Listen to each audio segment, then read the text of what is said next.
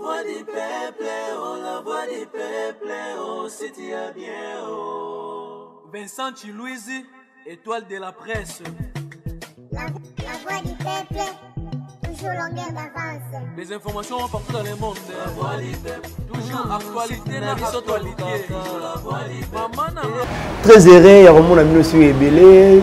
Bonne année, merveille, une nouvelle année, année de succès, de progrès, stabilité. Donc voilà, bonjour et bonsoir, ça dépend R.O. Borozo Abisso. Partout dans le monde, hein, c'est déjà 2023, tribunal à Lelo.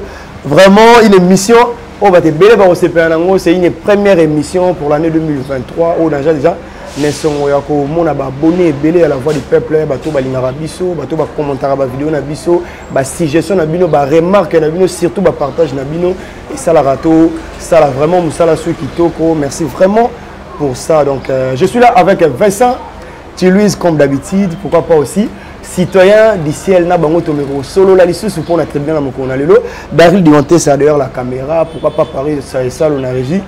Final, Daryl Sosa d'accord qu'on l'a déjà. Voilà. Bonne année Vincent Chilouise. Bonne année Alvin Lutumba, bonne année citoyen du ciel, bonne année à tous nos abonnés à la voix du peuple. Voilà. Le premier numéro à tribunal il y a 2023. Si. En tout cas, ça mérite que tu manifester reconnaissance et gratitude Nabiso. Normalement. Na 284 000 personnes qui s'abonnent à la chaîne Nabiso. Voilà. Tous les choses spéciales, tous les être même à qui le tambola mais bandego à sepeli. Na musala to sala ba nimi.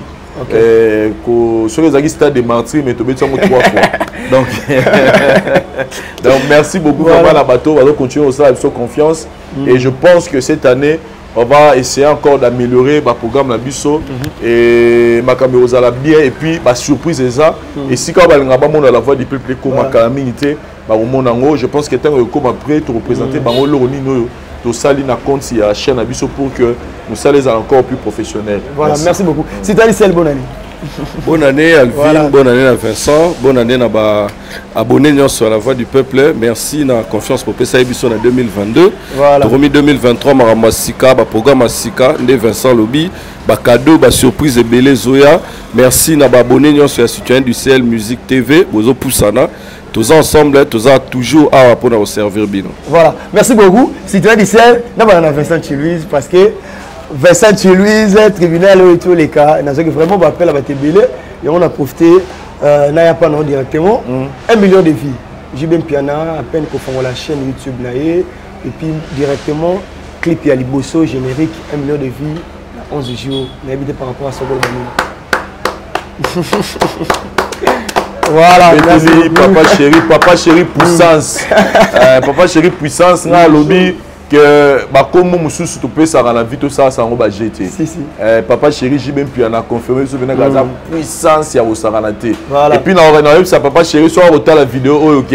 Au moment il bandego bando ba influence aux médias bando ko ça yo. Influence na ba réseaux sociaux bando ko ça yo. C'est-à-dire bato wala papa chéri za bato ba ko ga osala makambo yo salité.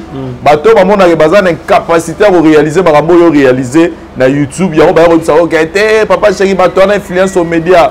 Ça a influence sur les réseaux sociaux, YouTube, banini, ma vie. Dans les balobano, c'est parce que bango bakura ça makambo réalisé. Parce que au monde que tant yo réalisé comme moi les asu na sens temps banolo ba on fait biso ba influence aux médias théo ba blog ba YouTube ba réseaux sociaux. Parce que papa chéri a démontré puissance ses frères. Bimis a fondé les chaînes. Biso c'est lui qui fond la chaîne pour qu'on attend na 1000 abonnés à la passe. Et puis pour s'attendre à la 10 000 vues dans la chaîne, il faut au matin 2 ou 3 000 abonnés. Mais papa chéri bani chaîne il y a Sika. 0 abonnés. Mais après 10 ou 11 jours comme ça. Papa chéri réalise 1 million de vues et puis il y a solo. Et atteint de 17 000 abonnés. Frère, papa chéri puissance. Et là maintenant, je veux maintenant revenir dans l'autre cas pour nous avec ça. Papa chéri que quelque part, tu belé, staff, entourage. Au moment où supposons maintenant que papa chéri j'ai bien piana, azalaka na chaîne na oyo, tam sous 5 ans ou 6 ans passés. Et les années parce que les fanatiques ya papa chéri bagi na nzala. Bazalaki na bango wana, bafana na bango wana, bazana bango mais bagi na triste. Toi bafana BCBG to kende wa totani. mais toi papa chéri apesi mon adresse bolingi nini c'est buka eyemba la moko pour ekoti mais nga naiki les premiers nazaki na les clubs nazaki na mwasuma mais nayebi sio c'est buka mais nayebi sio mais ezaki on a que générique et ça 1 million de vues na YouTube batiango na boîte au sentiment que bazobina et puis elle na waza que ba crier ça na kati les ba crier déjà ba to ba na ba concert ya papa chéri babina rango et puis j'atamisi na ba animateur mususu ba koti si subilenga sika na kati OK ba koti bilenga sika et ça li ngalo na nga tina nga préférer ngobila na émission dans un mabé na danse ngobila wana ngobila en tout cas big up na papa chéri je même puis nga aussi nga na sepelipe na mona su clip na wana ya nzembo moi sala kalaboye ya générique moi sala kalaboye je ko kuna ka nini oui elle a tout pour elle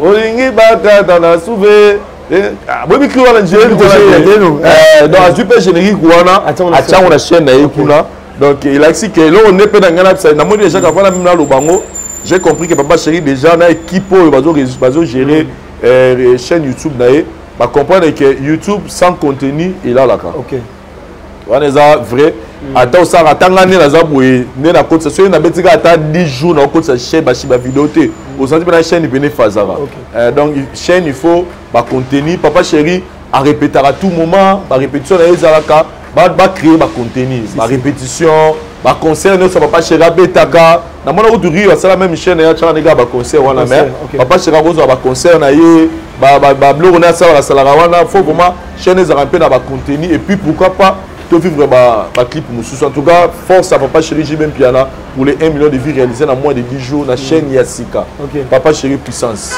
félicitations papa chéri est-ce que papa chéri nous il a ça la chaîne Yassika et pardon plutôt abimisa album Yassika directement pas font la chaîne et qui beat na parce que tout le monde est na YouTube tandis que ça peut voir Rozo ça peut na chaîne oui tu le veux tout le monde très important la monde Kofi Olomide a récupéré presque banzemo tout banzemo même ya kala o ya beta ba civilisé banzemo kala tout ko faire pour ezaki kala bazala moi qui dit ba kala ya kala pena dans la tala ba 2007 2008 2009 bazala moi qui dit ba non so banzemo na ba otchona ba chaîne YouTube na bango et ba bandaki ko gagner lango maintenant ce que là na mona Kofi Olomide a récupéré banzemo nyo so ezali partout. Ils ont la chaîne. Le papa chéri aussi peut faire la même chose. Album na ETH, ba clip nango et panzana la chaîne à Batubele. Il peut récupérer ça. Ils ont vraiment possible parce que ils ont à déclarer ngo à récupérer album na anti-terror, à récupérer album eza banzembo ebele ba quel est ton problème bazadio ba clip wana nyonso à récupérer ngo et ils ont la chaîne même si aux ana ba et aux ana ba vie pena sous ndenge ya ba connaître mais au moins quand quelqu'un veut redécouvrir qui est JB Piana, aille na YouTube, il peut facilement au quota abonner à JB Piana les œuvres JB. Parce que il faut parce que avant il y a ça là ba JB Piana et c'est belé. Et donc on a personne ngana lo belango, ba JB so beti JB Piana na YouTube et bi ma chaîne est belé. Donc na aussi rappelle na papa chéri, même parmi batunaye au hasard na bazara ba pe moi mi ikulu na biso d'amé di bonekene. Mais c'est même rabivé, faut que papa chéri a abatté logo mo na suka. Pour JB Piana so beti zo bima ba JB Piana ebele bato mususu abo pa sangoye ba ko s'abonner na chaîne mususu ya donc on dirait que azara abonné ya chaîne JB Piana donc ba ça moi identifier moko boy pour ba yeba que ya JB Piana ils ont identifié boy et puis avec le temps ba o wane rolala parce que yim to mata pe aux plus de contenu retard à zui non le bi que abano c'est là mis album là je ne sais pas mais o ya ko ça là mieux vaut tard que jamais à récupérer bah F réunion saison à la chaîne. On a les après bas des matchs parce que l'album pour le moment on a récupérer et vous le faire parce que dans YouTube tout ça là va bien en playlist. À recréer ma playlist anti-terror, playlist TH, playlist boy, playlist boy. Faut travailler avec des professionnels. En tout cas dans moto yo AIB YouTube il peut facilement le faire. Les appena il aura grave. Mais nous le félicitons mais pour l'album album générique déjà c'est bon. Au moins, ils sont dans la période de la fête. Moi, mais comme de bandisco janvier, je pense que tous les temps, il y aura déjà Patrick Bologna, Souka Nacha, na sentir que Maramouisa. Merci. De ça, Julius Nara dans la Cité d'Issel, au soulevé mon album pour que Mamoro sur le terrain, à part générique, parce qu'on a dit, au début, ils ont bêté dans la boîte, bas de match. Malgré tout, j'ai pas même un mois et demi, mais il y a un bas de match. Et à l'obit sur le terrain, il faut que Papa Chéri sur le terrain, Azongi Tembela, qui est absent sur le terrain. Mais tant Azongi, Zebuka, générique, Batbandimi, Batbaobi, on a moni Batbaobi, on a Obi, tout Obi, pour la Banzembo, les Tolobi, tu as une période de fête. Les Arabes mon pépé, si go janvier pena to bandi, si go net to anoyo, si go album pena, moko, mais déjà, na banze mon avis, na pèse exemple, on a déjà, naza déjà fanatique, il y a Nzembo Emily Patrick Bologna. Donc en tout cas, n'est na Emily Jibé na banze mon aïe, Nzembo le roi Patrick Bologna na et aura tété. Voilà. Et aura tété pena do Canada tsalelo. Merci beaucoup. Citoyen d'Issel, même question, on est tous sur la contre Vincent Chilvis ou pas par rapport au 1 million de vies, c'est une chose à féliciter, mais tu es au Baxani. Non, ils n'ont jamais contre. Voilà. 1 million de vues, c'est un espoir pour Papa Chéri. Ok. À démontrer vraiment puissance. Même dans les réseaux sociaux, ton album est bima qui après une semaine, on a déploré que Papa Chéri a eu moins retard dans les réseaux sociaux, surtout YouTube. Tu vois, génération, les autres génération na bango wana te. Mutaote ka musique na maison de disques moro a na victoire aux a souté, mutaote CD na ya chango sa mirat na chaîne mora télévision totale aux a souté. Fallait YouTube mais c'est un exploit. Mutasali chaîne le 22 décembre. Et Lelo, comme un nombre d'abonnés, on est aussi 1 million de vues. C'est vraiment un espoir pour Papa Chéri. Il a encore démontré une fois de plus que c'est une puissance. Seulement de Vincent Lobby, vient ce qu'il faut comprendre que Internet, ils ont des mondes à Lelo. Ils ont 2022. Ils ont des influenceurs. Donc c'est possible de faire 1 million de vues en un temps record de jours. Social Moussa on aura bien et puis Social Promotion on aura bien. Par rapport à l'album, né Vincent Tolobanga un fan à 50 ans, un fan il y a Hérou, Patrick Bologna il y a sous Soukanacha, et Rosoatan, générique et Betty, Banzembo Rosoatan autant, et puis il faut reconnaître que fanatique Lelo, il y a Papa Chéri, fanatique il y a Venabiso Wera, il y a Kofi, comme plus fanatique de la musique Nandaku. On a bar Morobo est très responsable. Donc sur le terrain, jeune c'est plus la nouvelle génération. Alors, il y a un même Papa Chéri, fallait alimenter la biso. Soit ça la chaîne moi kala. Et ça la paix que jeune les loba mais ça n'a pas la musique donc mais album Eruvanda c'est un très bel album, réalisation bien. D'ailleurs, j'ai dit beaucoup de félicitations à DA, Venabiso Gilles qui baisse. Vous sentez vraiment que tout Chiavier et Zakara couleur ya Wenge n'attend le album on a eu soit anti-terreau pour nous comparer pour anti-terreau c'est aussi l'un des plus bels albums il y a Papa Chéri na yoka ki ba cœur wana ezali ba performance wana puis t'aurais jamais ondima ba musicien Papa Chéri o ba koti wana ba ko sala ba espoir o biso to moni. Au regard, il y a des départs où Salamaki, des jeunes comme Gino, Abraham, Fuji. Tu aurais que Papa Chéri a remonté. Et puis, vraiment, Papa Chéri a honoré soliste au Azwaki na Bakongo. So beaucoup place il y a habité mais je sens que ça ta bêti place j'entends ici Papa Chéri qui soso na goût. Solo mo ezobeta na solo bini sala Papa Chéri na Matadi. Donc vraiment bravo à Papa Chéri. À la recommandation Vincent Apesi parce que il y a des professionnels à YouTube à ebine mamango tambolaka. Papa Chéri dans la banzembu et belé zo telinga na ba chaîne na batumisus a récupérer en haut à la chaîne et puis bon voilà ils ont close à contrat là-bas on a habité dans moni banzembu album ils ont mis na Universal. La chaîne à Universal, je ne sais pas pourquoi, mais plus tard, peut soit qu'on récupère quelques nzembo il y a album, la chaîne là aussi un peu bien. Millions de vies. Bon audio, pour audio beleza na Universal voilà. Millions de vies là ça aussi que ba fan na yo balingaka ba zappé balandaka par rapport à ça. Oui, millions de simon double discours Papa Chéri dans le bac influence aux médias tout ça et démontrer le contraire que y peut balingaka mais nous na YouTube. T'es Papa Chéri bon, ne Vincent Lobemoni ma influence média eza parce que ça discours est qu'il n'a pas moi faux so au lire à la sauce moroté bat baroya pe ko intoxiqué ou que à sauce wana bat ba oliango ba olambango ka sans tomate ba salongo bon mais yo montant au menu yango otali neni ba olambela sauce yango tango goûter au monde la sauce yango za bien papa chéri déjà sautel ba concert na e bat bayaka papa chéri c'est le leader ya wenge op bat balinga aming appelle leader de musique au biso pe ba jeune to linga aming papa chéri déjà a influencé ka biso ba jeune pe déjà la moi ba slogan nae na moi il a tel nae na moi propriété nae na moi style de vie nae mo azana donc c'est quelqu'un en balana donc millions de vues signifie que papa chéri dans la fan mais aussi elle a dit que album papa chéri bat bazar pour ça héroïo comme parce que ça fait beaucoup de temps que papa chéri a mis cet album presque 10 ans sur total donc bat bazar ina nzala héroïo ka papa chéri il y a un million de vues on est salami donc bravo boende tolinga la musique na biso que tout le musicien va évoluer mais batika ndé ba intoxication batika ba quoi capable ba discours parce que un jour ça risque de le rattraper moi je dis toujours ba te belé ba finga ba millions de vues parce que non ba sala ngoté mugo ba wando sala ba 10 millions à 2 jours ba wando finga souté ba ndolo ba souté ba bazo yiba voilà sans peut-être pour flatter parce que ba te belé ba nous la balle des matchs performance il y a papa chéri.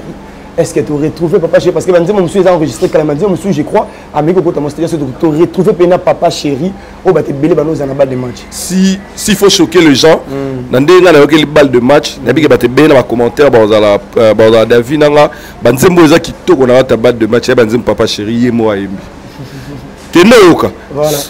Sans minimiser ou quitter musicien parce qu'ils ont fait un grand travail de titan. Pour ceux qui ont cœur, moi je le dis encore aujourd'hui, Venabiso qui baisse dans Rio, baza le deux meilleurs voix na cœur na Congo au Congo zoité. Ceux qui ont cœur, harmonie, stabilité, puissance na voix, propriété. Mais sur le album, banzembo tout papa chéri yembi ya onde banzembo oza kitoko pe banzembo osa à succès. Le papa chéri on l'a retrouvé comme j'ai dit il n'a pas changé yembel nae. Le seul album où papa chéri a changé yembel lara anti-théo. Tant à l'oura yemba na ba voix de tête soit na yembela ba chuila ba ezao et tout. Mais tout le reste papa chéri a gardé sa belle voix, sa belle performance. Bien que à Koli, on peut sentir quand même que technique eza yembel ya kitoko. Comme je peux remarquer, il y a une différence pour aller à Kala, enregistrer Kala même. Papa chéri, vraiment 8 sur 10 dans l'album, dans la performance solo et moro. Voilà, merci, c'est toi, Dicel. Vincent Louise, par rapport à l'album Papa chéri, parce qu'il faut tout le parce que les albums vont basés là qui, par rapport à la dédicace. Tu as déclaré que Papa chéri a beaucoup de mingi, et puis la dédicace, tu sais, en 4 ans. Banzembo plutôt. Banzembo plutôt, et puis la dédicace, c'est belé dans 4 albums, il fallait pas, papa chéri, comment est-ce qu'il y a un bango et puis, à ce qui t'a dans la studio, au 4 années, ma bango, Vincent Louise. Bon, pour la bateau, Bakoufa, au moment je pense pas que papa chéri a un registre à Liwa. Kingani mutakufa, yingani mutakufa, yingani mutakufa. Et puis, tout n'a pas soit à la mouki. Et puis tout le monde a boutu soit l'ingala. Alors a toujours une histoire que le boss a. Donc tout le monde a le bagage. Na ola la boida on est na belobi na la mgalanga tete. Donc liwa eza fatalité et là mututu na vie de tous abotobi ke suka na biso. Ce qui est soit yete to dai. Et puis ba c'est comme belé ba msuba kunimi na réincarnation, msuzu yeso ozonga donc chacun mais au moins na vie to za na ngolo tobi ke mututu suka na eza fo dai. Donc je pense pas que Batoné papa c'est papa chéri mbongo. Tolé papa chéri à nos côtés studio pas yemba. Avant ça on a dit que à le bagé bon. Batoné beaucoup faire la monter. Donc ça l'eau en nature et ça qui ça la mabongo. Et mais de l'autre côté, on doit aussi vraiment accepter que le projet avait pris beaucoup de temps. Avait pris beaucoup de temps. Une affaire à 12 ans. C'était une première pour la papa chéri parce que Toloba Namuto peut-être a mis ça déjà album après 10 ans, après 5 ans, mais papa chéri déjà depuis Wenge, tu as dit qu'il y a un message Sabiso, moi une année 2 ans, besoin album, moi une année 2 ans. Alors, oh, et c'est le roi, moi, particularité, moi, parce que là, quand on t'aime belé. Et tant déjà, ils ont mis 10 ans, déjà, on peut s'attendre que la loi à nature, mais au moins il a honoré son engagement parce qu'il a couru au Loba. Ah bon, Cardozo m'a beaucoup fini. Est-ce que n'a Cardozo m'a fait ça en mot? Tu attends à NBA, n'a au salon souni. N'a pas m'a fait mais papa chéri a montré partie loyale naïe. Que attends mon d'ailleurs, mais comme la liara mbongo naïe, il faut naïe mbaye. Voilà. Vous comprenez? Pour la dédicace, bon, on appelle à mon égard moi, bon, je me suis dit on dirait papa chéri on ira bosser naïe. On m'a dit que cet album, il faut a eu pression, hein? Voilà. Parce qu'avant les gens, à un moment donné, tout pena, on a des fanatiques, on même papa Gérald est là, faux fanatique. Pourquoi? Parce qu'il y avait la pression, tout le monde menait comme album, mais album. Et peut-être la pression là, papa Gérald, comme on a des dernières minutes, on aura des dédicaces. Quand on a su que la dédicace, mort des fois, sans bruit. Voilà. Donc tout ça, ça fait partie, il y a projet Nengue et où mais au moins, ceux qui peuvent et puis la dédicace, bon. Bon, pour ne pas aller trop loin. Donc, mais je peux battre, je pense. Bon. Tous auront la carte de garde de projet où qui ont été ça libéré. Voilà. Parce que nous, le gars, on la main. Peut-être temps et comme moi, rapide, mais au moins, le plus important. Voilà. C'est très important. Tout ce qui un million de vues, vite fait aussi. Il faut tout le bango. Kofi Olomide aussi. Clip Mancho Bimsambembe, 1 million de vues. Ouais. Voilà. Déjà, femmes, ils ont 2 millions. Même déjà, 1 million. Déjà en termes, il y a visibilité. Parce que, il faut ça la promotion de la télévision. Voilà. Mais les lots, YouTube, il y a permettre de autant dans la télévision, partout. Tu es dans la voiture, tu es dans le bureau, partout tu as la télévision avec ton téléphone. Okay. Donc on peut facilement suivre les clips. Donc les lots, côté visibilité, album, on voit que ma vie, ils ont qu'elle est bien. Donc, et puis, Kofi Olomide, les lots, baza sous bateau, photo qui est dans la banque, dans l'ombango. Dans l'ombango, il y a un total album et bétite. Donc papa, Kofi, a la continuité. Il y a une stabilité pour maintenir maintenance. Donc Kofi déjà dans la banzembo. Donc Kofi dans la banzembo bien et puis azo continuer toujours pour démontrer ma force naé. Pour l'album naé de lobby, nous tous on vient de passer période la fête de Zalara. Nous allons nous nous qui peut qu'on a ça mais maintenant là nos têtes sont posées. On va maintenant écouter calmement l'album de Kofi Olomide et déjà dans la première écoute, ce qui m'a plus frappé dans l'album Oyo, c'est que j'ai retrouvé les quartiers latins, il y a Sam Chintou, j'ai retrouvé le quartier latin, il y a Fali Poupa, c'est-à-dire j'ai retrouvé moi dominance il y a Bavoya Balamibale parce que les autres albums Oyo Cindy à dominant qui c'était notre couleur. Et ça il peut bien quelque part pourquoi parce que et là on a ce soit comme Sana et Baïsaka. Mon tant que qui peut moi Cindy mais album Oyo légende voilà. Pour trouver il y a vraiment un mélange il y a on retrouve c'est-à-dire on retrouve Kofi on retrouve Kofi Olomide dans différentes ponaï c'est-à-dire tu retrouves Kofi il y a Tchacho tu retrouves Kofi il y a musique urbaine voilà. Tu retrouves Kofi à Cindy Leker, tu retrouves Kofi à Quartier Latin, c'est-à-dire à présenter biso ba facette naïe et belé, tu retrouves Kofi à ma collaboration, c'est-à-dire c'est vraiment une légende. Moi je pense que comme tu bani à Nesika, na aussi na la batu, ba kende goyo ka banze moi ngai personnellement pe na soki tango yo ka déjà quelqu'un nzembo, na za fanatique ba Chibolese nzembo ne moura emi pe ya rumba boye, ba titre pe na maîtriser mais il y a vraiment banzembo za qui et puis j'ai beaucoup aimé et le roi Sali à Salarango déjà mais dans mon Gambalo accentué en sous moins net dans Chibolès on sent vraiment que Kofi Olomide a comme une poste en ça sugo la musicienne et penaba baye balande to ba Fali ba Gibson ils ont moi Kofi avant que musicien autant de Yemba donc j'ai senti vraiment que c'est les Kofi il y a moi Kala on a tout Yebara voilà donc big up naïe et puis bah tu vas continuer au album voilà et ça bien voilà merci beaucoup Citoyen du ciel album légende de Kofi Olomide et puis 1 million de vues vite fait il faut ajouter Nini. Bon pour 1 million de vues moi je dirais que Kofi n'a plus rien à prouver. Okay. Kofi a la sous-moto, tu as noté, il a sali combien de vues, Kofi a déjà tout fait. c'est une légende. Waromo Salandé Tolo Bezan aura continuité. Ils a pas ce cas na terrain. Il y a parfois tout le monde sa concurrence, mais Kofi n'est plus quelqu'un à mettre sur la ligne à concurrence. Voilà. Asa déjà Moutou déjà ça là, il n'a plus rien à prouver. Et puis Kofi, quand il sort une chanson, tout le monde ira écouter. Donc tu vois, c'est déjà une légende, c'est quelqu'un qui fait très bien sa musique. Moi je te dirais, dans Congo, on est leader Waza Kofi est trop intelligent musicalement parlant. Voilà. Donc tu belé balukaraba et vie à Pessinini et Salinini. Donc c'est pareil même de Toto le pour la JB. JB to kamweka rapo et salimo temps. Tu vois? Mais sur Azala qui discographiquement présent à l'AIP na ba chaîne nae, on pouvait plus parler de ces histoires là ba JB, ba Wera, ils ont déjà tout prouvé. Ce sont des légendes Yambour à la Bisso. Donc il est temps vraiment photo bandolongo là-bas on a ba concurrence. Alors pour l'album Légende, c'est un très bel album. C'est un très bel album. C'est encore un album où je continuerai à le dire, où éprouver sous Bisso qu'il faut plus Bisso analyste to ba pandisango na ba fanatique to perdre temps na Bisso le ba mingi ma monotonie.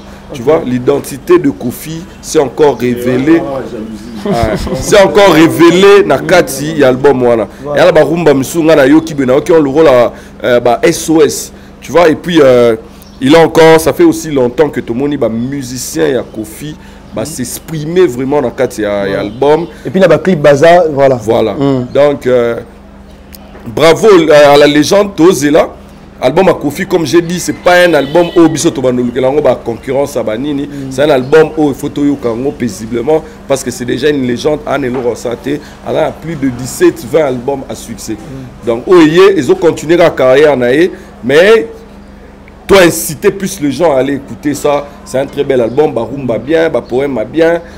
Mélodie bien, tout découvrir que les musiciens au Baimbi Nakati au ça bien. Est-ce que consciemment aussi les vieux comprendre que faut pas tirer la paix jeune temps parce que relève c'est comme si Nambo comme ça un peu moins et là il n'est vraiment le motif à relève quand on zolo ba ko film dans et lo ko pauvreté mais moi on peut battre la concurrence na ba jeune à l'élo.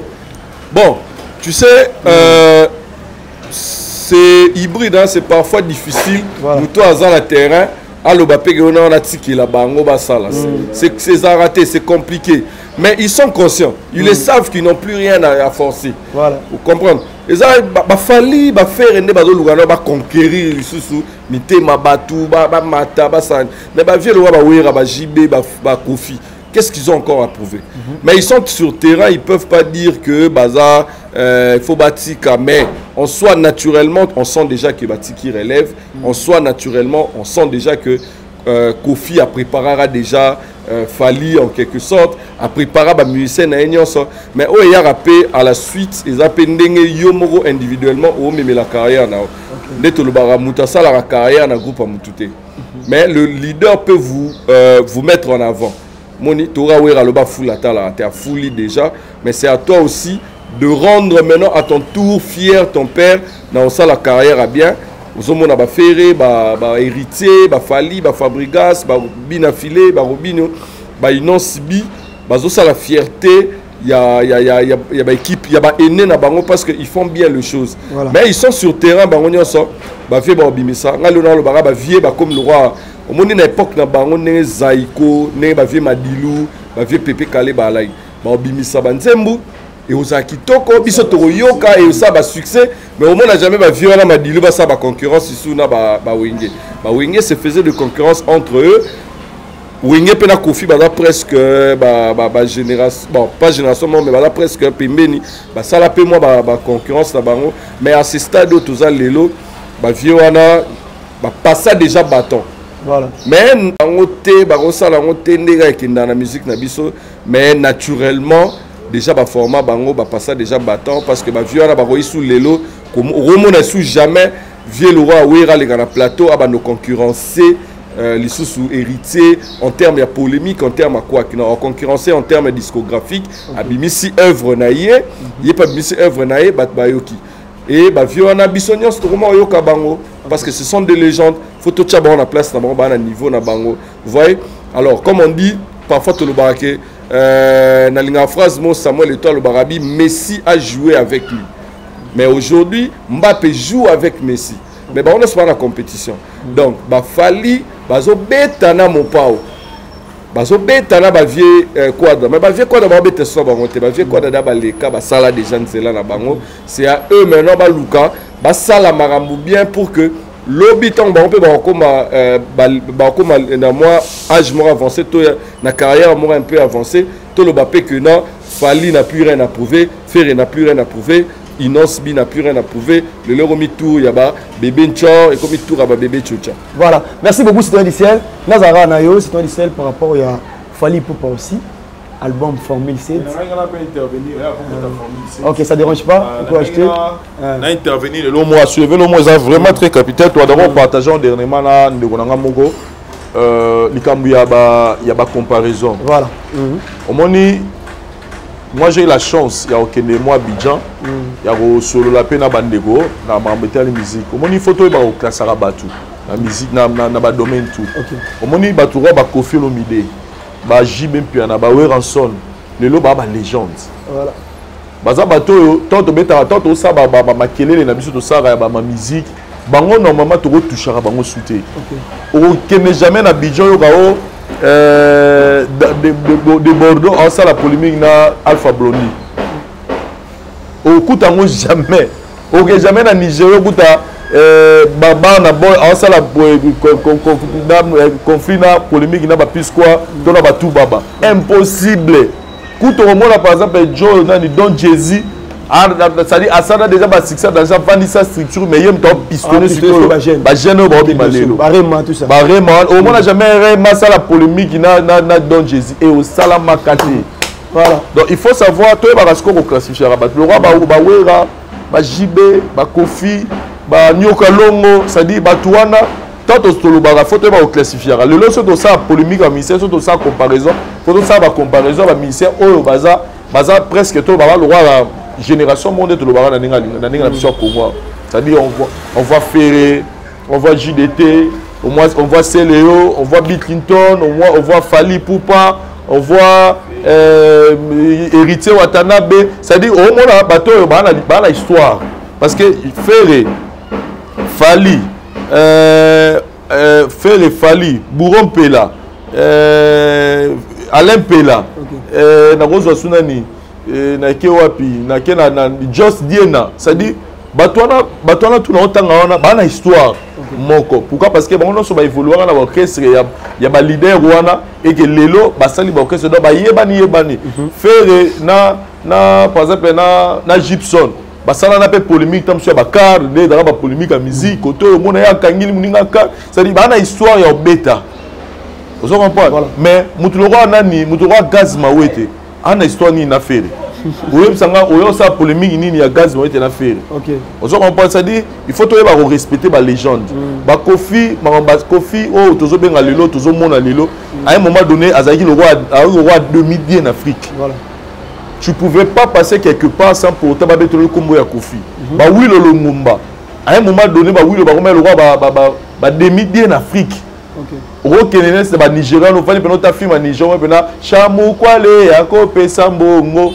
na kati film a wilo lo ngomala ba salele même ba film la Nigeria na film a wilo vous comprenez c'est à dire ils ont fait leur temps ce que les appellent la bateau ba ça peut temps na bango au peu un moment donné pe ba comme à niveau de stabilité ba mususu pe ba donc toi ba respecter ba légende na biso donc c'est ba comparaison moko boye oh qu'on fait mis album tu comparer un album à Kofi un album héritier non parce que là qu'on fait ça l'album le roi là ba loi donc on fait ça l'album le roi ba V12 tant on ça l'album le roi ba ultimatum tant on ça l'album le roi là ba album là ba étage à souka ba noblesse oblige papa mais ça tu lui si j'ai été sensible ma casse ba je ne vois ça succès le lot parce que tout o marabato yebi comment est-ce que ba mixer pe ba ko luba ete ko ignorer pe ba œuvre ba né ba ça là pour dire que muta sala mamuloko la kinganda azate la polémique ça la mangana musique à Congo c'est comme si valeur ba artiste peu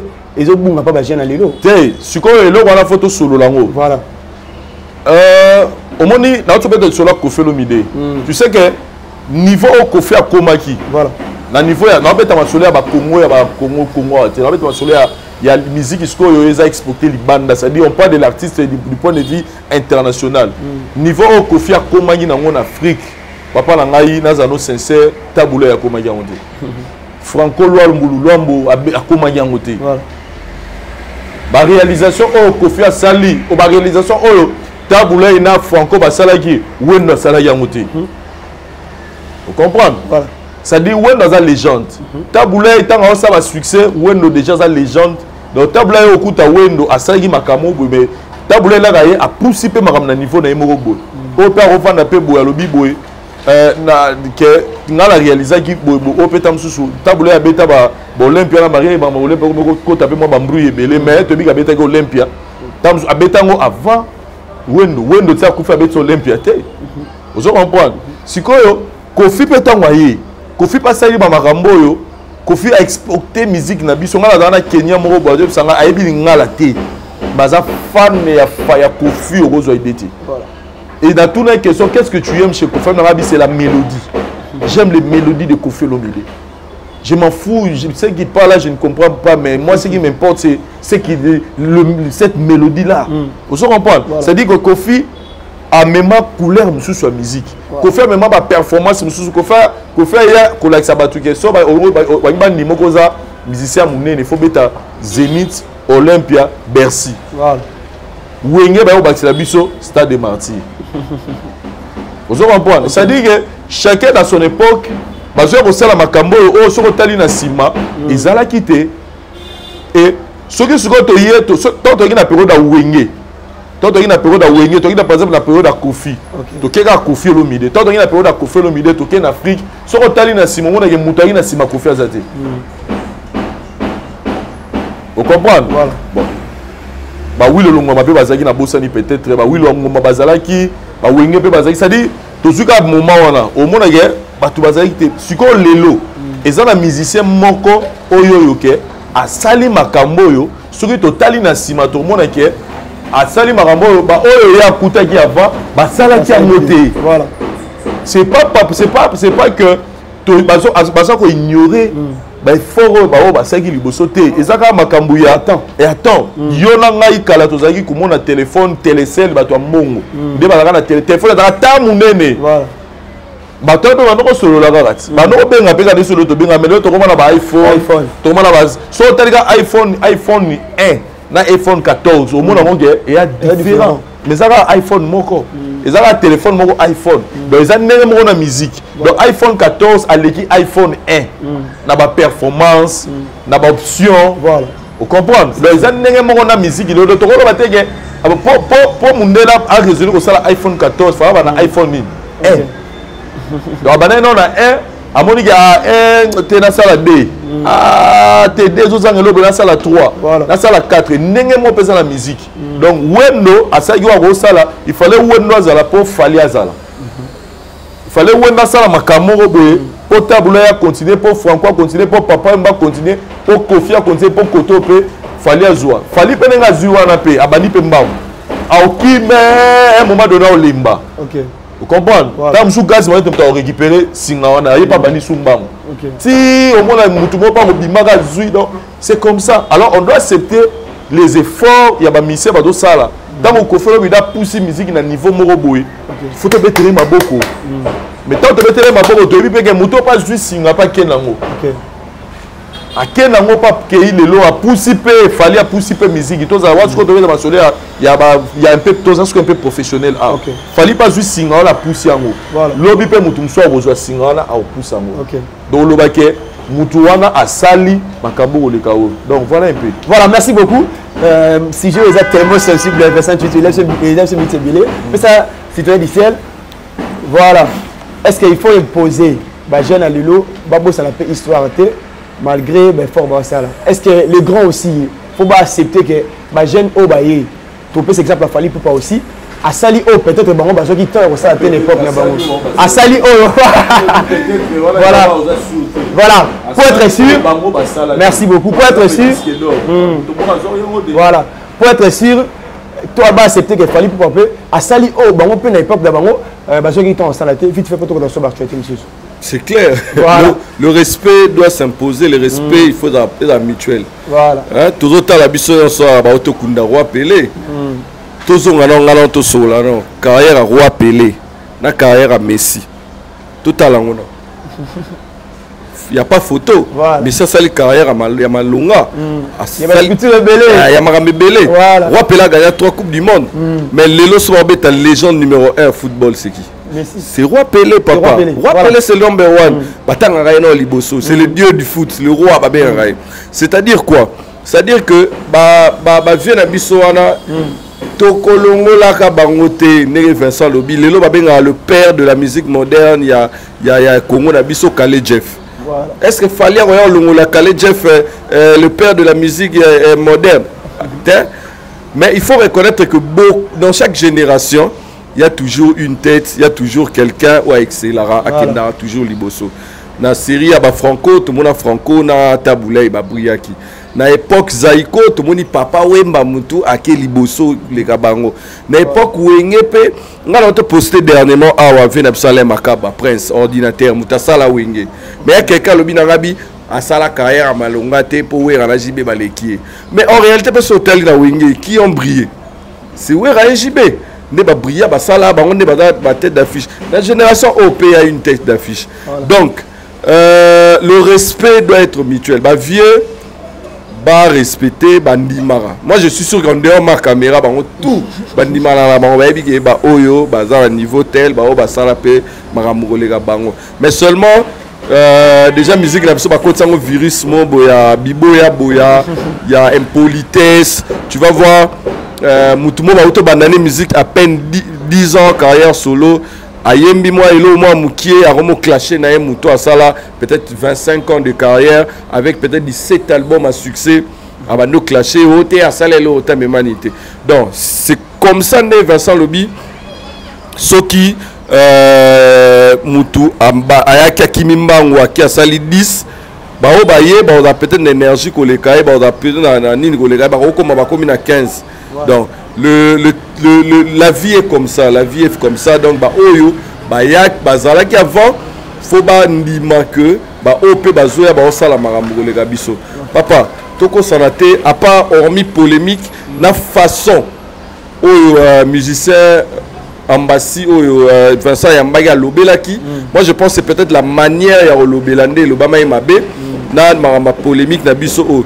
Mais c'est tellement ma réalisation. Depuis la carrière solo, il y a Fali. Tu vas voir que ça là est grave, mais comment à niveau commenter vieux l'homme à Zénith. Donc, je pense que le respect doit être mutuel. Voilà. Mais la société n'a pas ceux qui ont Vincent des grands prêtres à YouTube, Nabimi Yuma. So il peut kuna pas le bageno petchola zo banda siko azelo roté yena bimi yanke. Mais nous sommes pas des aveugles, tous appelés ba sûreté tout monde tout ebi que telle personne a réalisé de tels faits par rapport à eux. Mais aussi que ça la plus que ba misusu ne doit pas aussi que biso ma pekake biso ne to sukisi biso ne or et si ka yo obandi wana batu bayaki ba tracer là qui onzela ba sala pour que yo au commerce, la preuve que tant on est allé sur la formule, c'est une chanson de Luambo Makiadi qu'il fallait remixer. Sur la yenda sukisi, il fallait même pas zoner l'ango. Fallait que tout le monde a un album, on fait rabeta gato bivens. Ce que ça yende number one yende likolo, il fallait beta gato bivens. Donc c'est normal les gens vie, il faut pas ndimana et bisope ba auteur ou ça ba analyse ba journaliste, il faut mettre bango na valeur to barapé ko lukaete bango l'un à l'autre ba déranger ba ningate. Voilà, merci citoyen Dissel. Citoyen Dissel né na Tunago Liboso formule 7. Fallait pour pas sur les marchés éviter par rapport ya banzembo par rapport ya ndenge batu bazula album bango au banim. Bon, bien reçu. Sur le marché tout le monde a ba chiffre Obima, ba Spotify. Ils ont un chiffre vraiment satisfaisant. Na terrain peu, on sent vraiment que l'album est au bêta. Même le jour à la fête, l'album vraiment bêta qui. Moi je dirais album Formule 7, selon moi c'est le meilleur album rumba. Il a fallu en termes de réalisation, en termes de son, en termes de maturité, tu vois, en termes d'effort. Au sentir qu'il fallait à un effort et belé, mot et belé, à un effort à reprononcer bien. Tu sens vraiment que français moro logique, texte moro limpide, et tu vas voir vraiment il y a la poésie au sentiment il y a de textes au retour na cahier des plaisirs au tindeli moi aussi. Et puis il y a diversité de style, hein, diversité de musique. Au monde il y a Betty moi Odemba au Luambo, à Betty on a moi 200 DT moi belé. Au sentiment au Dembeza, au coup tapé Chacho, au Maya Mopa, au Maya Kumben, et Betty. Mais qui peut comme d'habitude toucher moi extérieur Afsana. Mais seulement il faut te reconnaître aussi bon avant la côté côté et là monsieur s'appelle nango à part monsieur la voix féminine. C'est pour la première fois vraiment l'album a fallu une grande présence il y a voix féminine et puis très belle voix là donc voix Chimel voix Tatiana Cruz vraiment sali boulot moro makasi. Et puis, à Pessi, espace, à Pessi, opportunité, dans les musiciens. Voilà. Embi, Ebele, Moulora, Nathan, si je ne me trompe pas, à peu près 7 solos vocaux. Aux yeux Ambassi, aux yeux chef, ça livre vraiment, Moussala Mora bien. Dans les musiciens, tout le monde a peut-être dans le voyage, Signorita, Embi Kitoko. C'est un très bel album.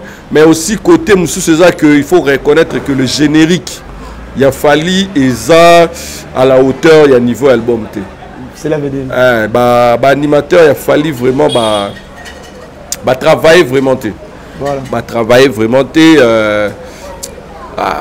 na habité soki yemora choix na MT salaki Tony mais ils ont vraiment la vacuum même na ba fête au ramage et beti c'est plus bloqué où ils appellent un album ou Betty mais ni naé générique naé vraiment travailler et puis moi je pense que le clip il y a générique wana et bomi pe générique et bemi moi la première fois on a la clip na aura générique na aura la clip tant na yo kango en audio na ki on plus na plaisir na audio que na clip parce que j'ai remarqué que bazai pe na ba facilité à moi les bini vraiment c'est comme si ba négligent comme si négliger to ba saliango même yemoro sentir saliango vraiment na ndenge total ba contrôle té na moi vivacité na moi feeling wala ba contrôle feeling à ba droit chemin feeling même il y a allo téléphone donc générique vraiment c'est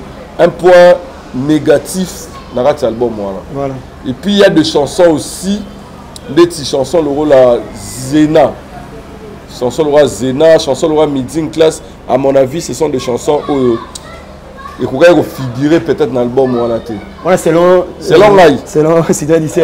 là vraiment moi j'ai remarqué seulement que Miding Class c'est ça chanson moi il voulait remercier son sponsor voilà et puis Zena là c'est il voulait peut-être garder peu moins authenticité moi style na qui bindana ya moi ni les mecs ce sont des chansons sur Oyo Kango, na Litoi, tu vas comprendre moi les autres chansons mon boy. À ça les on rapporte, à ça là qui on va.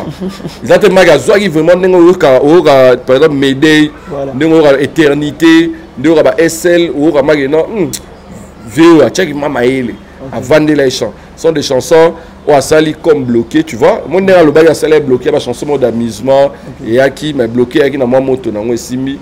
Mais côté on a dans le bas générique ndemteye moi ils ont moi point il y a négatif dans cet album mais so il coupe sango point je dirais que l'album est à 9 sur 10 voilà ils ont un 9 sur 10 c'est un très bel album mélodie a bien et puis déjà Kangi il Kangi parce que tout le monde a fallu na tourner non voilà. Tout le monde a fallu na tourner j'ai été tourné dans Sénégal moi nzembo sika et nzembo sika ozomona mag album asika omona la majorité des chansons bakangi maloba voilà bakangi maloba OK na Côte d'Ivoire bazoyemba donc cela prouve que album ezaki bien reçu album ils ont intérêt au Simba to continuer à consommer ngo yé pas continuer à faire la promotion n'enge sengeli album ezana ngo bien tous les résultats à la fin il y a peut-être Maramunion Sotoé bah sur l'album et ça lui combien de chiffres et jusque là ça marche bien.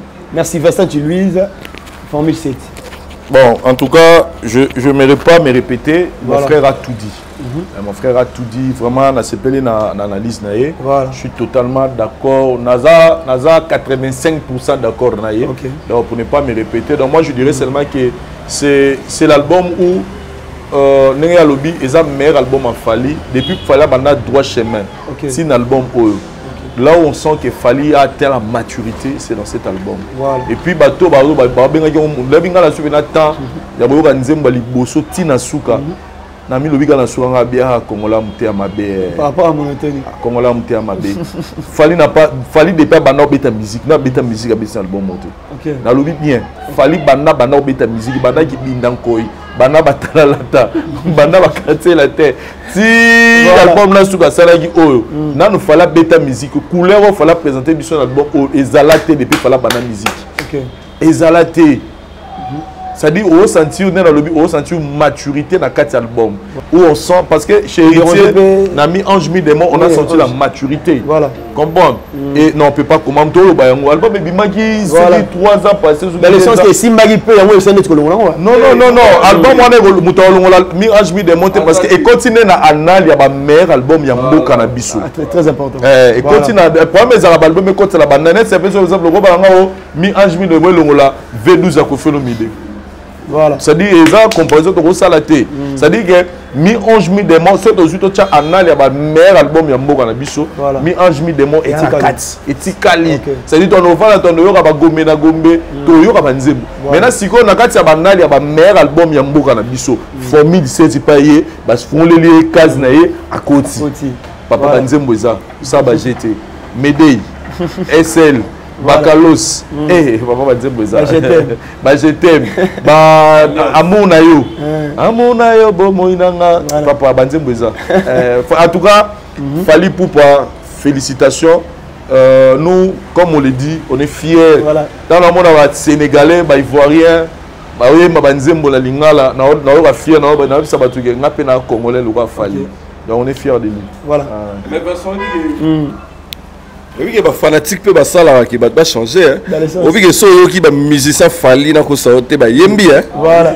Ceux qui solo vocal solo ba yembi qui toko ba mélodie bien. Donc il faut les gars féliciter ba fanatiques ba détracteurs pour na album il est cas ba vraiment la performance ba ça été. Donc album vraiment ils ont travaillé ça plus du temps et bravo vraiment la musicien Fali et surtout mention spéciale na Siméon. Voilà. Siméon solo ou à Betty générique à Betty bien que comme animateur vraiment va trahir bon générique voilà Fula mon pépé. Ya bien mon pépé. Mon pépé. D'ailleurs coup d'azegi fula mon pépé. Je rigole bien de banner au bureau papa. Voilà, c'est très important. Félicitations à l'artiste Fali Poupa. Na biti kitok et simbe tirali ya. Voilà la nico de mission mon boy. Oh la baki na DMB déjà le bi. Ah Fali Poupa yo longo la yo nini ni yem da timba TikTok pour dire que par rapport à l'artiste félicitations vraiment Moussala Gitok et puis naba vocaux toyo ki wana esali en tout cas bambasi ba jouer moto quoi ba tele kunyanga voilà musicien la linga minga comme na nani wa tika la minga wala Maliko voilà alors le BAT on observe les mamans tika la minga c'est mes bons chanteurs voilà c'est très important ba vocal pas ba chief na on uta mona yo na il vocal la chief à télé na il vocal la chief Kalombo donc voilà alors le BAT album avec Toro papa merci beaucoup Fali Poupa ndena lobaki déjà Vincent Louise lelo déjà tout le monde va publier bandi ko pesama oh il est dérangé bah t'es belé mais non lingato ça un peu vrai parce qu'il y a mon Moussala tribunal bilan a fallu pour 2022 on a le bah ça vraiment bilan non na moni ba performance c'est ma casse par rapport à ça Vincent Louise oui bi ngasuko elo mo ko sikisanga ya voilà shona ko tena mutu mo ka benga nga warrior nga mutu bengo yo warrior ko Fali na bana na jumusu na tuna misa mo bena bisenga bi ngane na razoba ngane na kopola mamna lobaka te to ezala nini sikoyo lobi le namoni bilan oyo afali oyo voilà 59 concerts donc bilan en 2022 voilà abeti 59 concerts nani moko sikoyo na ndo raisonner na bi depuis to bandi 2022 oyo na raisonner combien de musiciens ivoiriens ba obeta concert na raisonner combien de musiciens sénégalais ba obeta concert na neo na mboka na biso na raisonner combien de concerts combien de musiciens gabonais tanzaniens kenyans nigérians on a moni pe ke ba yepe awa ba beti pe 2-3 places pe moni pe ba seli pe mama ngombi na mboka na moni bangote mais na moni musicien na biso ya Congo congolais na biso abimi na nemo ka beti 59 concerts voilà. Je me dis qu'aujourd'hui Fally n'est pas donc tu beta masola Fally les photos lo bara bien voilà que Fally aza sous musicien à Congo te Fally aza panafricain na miso dans peser même na loba OK ça dit en termes de musique en Afrique Fally aujourd'hui c'est une légende voilà je dis des choses oyo na OK nango na ke dans lelo Fally atteindre un niveau que on ne parle plus de Fally du Congo, on parle de Fally comme un panafricain. Donc Fally naza ba retourner pe na Brazza, akene pe over na Brazza. Fally revenir pe na Côte d'Ivoire, a revenir pe na Mali, a revenir parce que Fally n'est plus seulement Fally à Congo. Donc il faut que nous montre tout ça ba polémique voilà Fally polémique na musicien boité. Donc Fally donc étape il y a musicien Congo. Fally Matisse comme musicien panafricain où chaque année tous les pays ont besoin de cet artiste pour CP là. OK.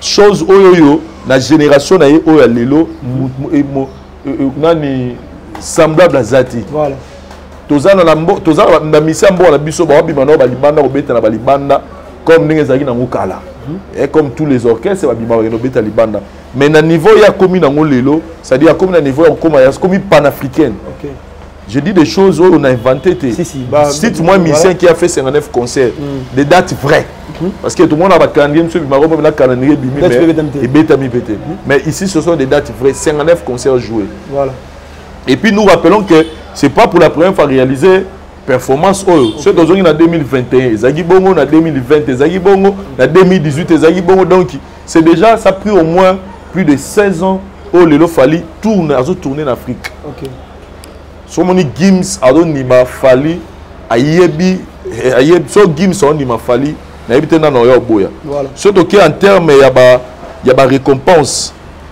lelo nous tous on avait rêvé on a été tous trompés comme a dit King Kester et Menea na masola disque d'or eza mamanga na lobité muninga mutu moko ya bango ya beta pe musique na bango sabe ma danger King Kester et Menea ça biso que disque d'or ezalate bato bana omona le kuta mais lelo fallait relaxer biso que ezalaka King Kester a raison aujourd'hui pour cette année fallait continuer biso disque d'or ya solo OK certifié à continuer biso single de diamant OK à continuer biso abimi parmi les top 10 personnalités préférées des Africains à Vox Africa en notre pays qui est par la chaîne internationale où va ça madame Nassimanda ou te ya ba sentiment hein meilleur artiste francophone masculin aux Afrique entertainment na wa meilleur artiste africain Afrique centrale na Afrique entertainment des trophées na niveau États-Unis Fally 2022 oyo meilleur artiste de l'année ceux qui na Iban musique meilleur ceux qui central donc trop de récompenses et de nominations.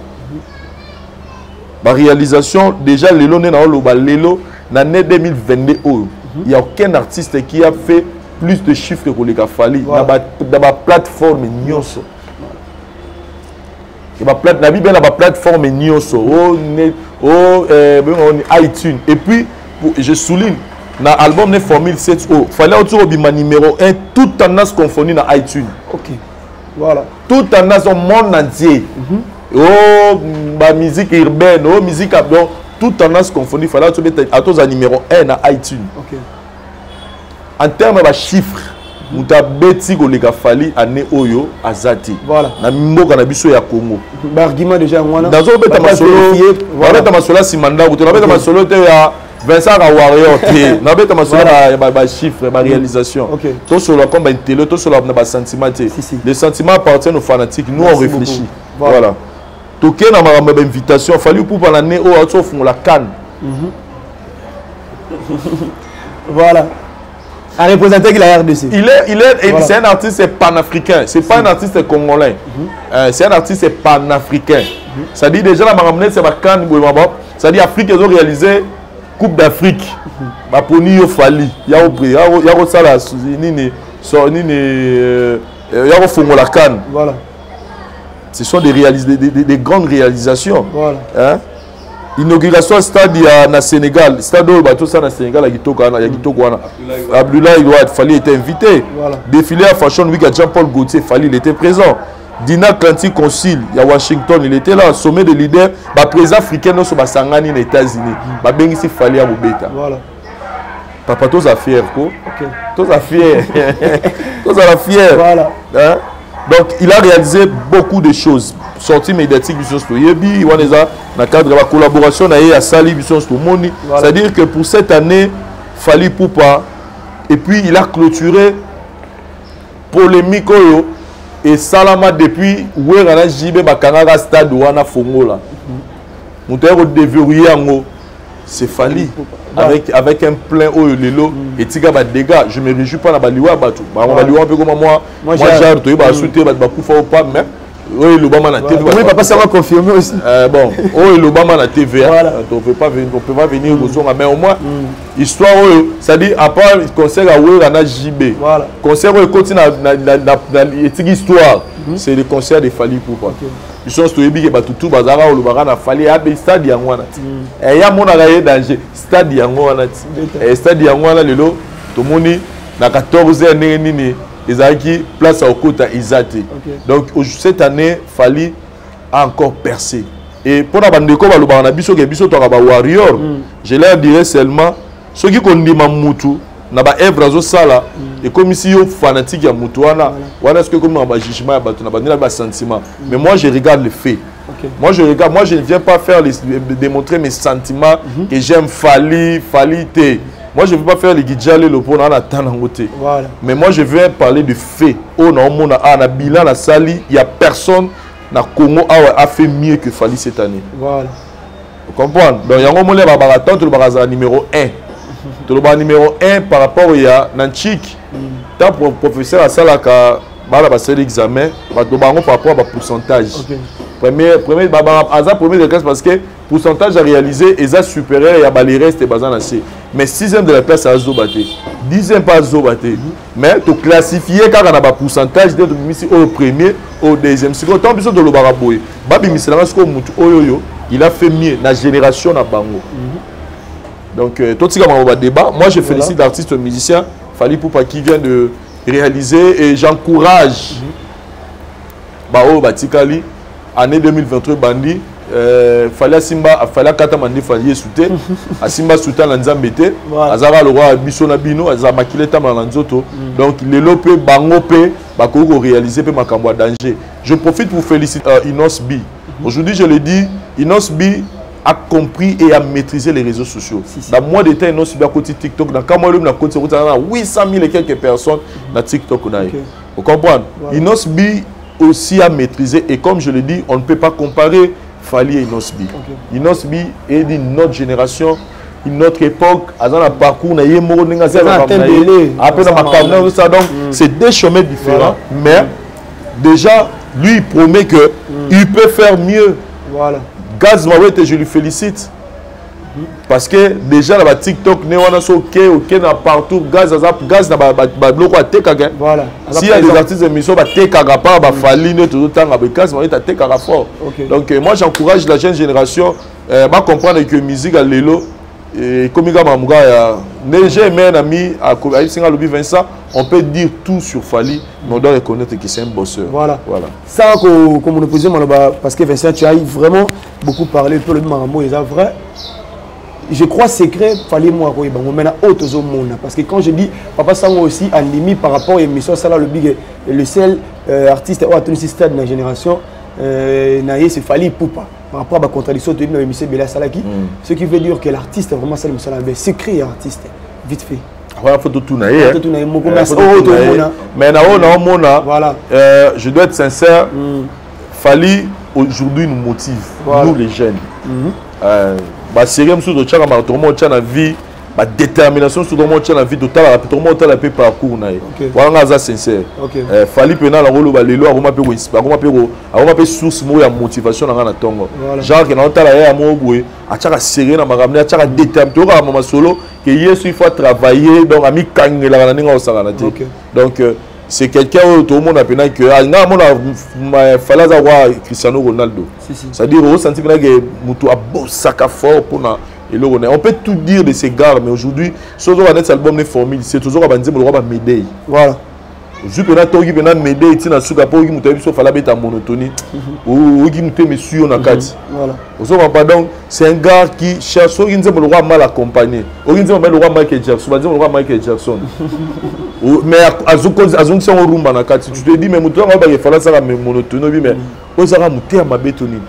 Nous aujourd'hui, je dois être sincère, tout comment un peu mal vu na bato belé na ba musicien et belé comment un peu moins mal un peu c'est-à-dire konima fali et là ça biso pe bitumba fali ngala moloba konima fali oyebi que bengi musicien musubo apoyi ne osali biso po bino bomona ka fali biso bomona ka fali te biso to nimara ke fali zo sala mieux mais bande ko ba tikali pe ba zo sala effort na niveau na bango na lobi premier azalaka deuxième troisième cinquième azalaka vous comprenez mais c'est que moi je retiens que ce qui a fait qu'aujourd'hui fali azala azalelo il se donne, il prend son temps pour travailler.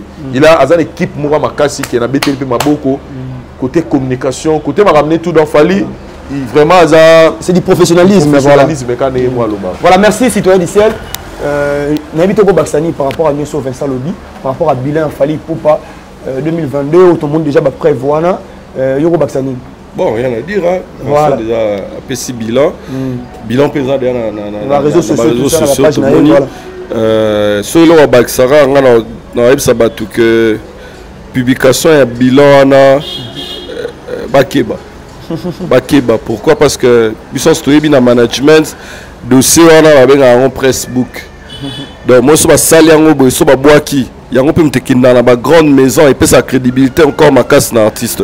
Bakeba 2023 artiste a signé sous un contrat ma casse parce que comme ma maison mine ne remonte à ma niance on peut ses crédibilité.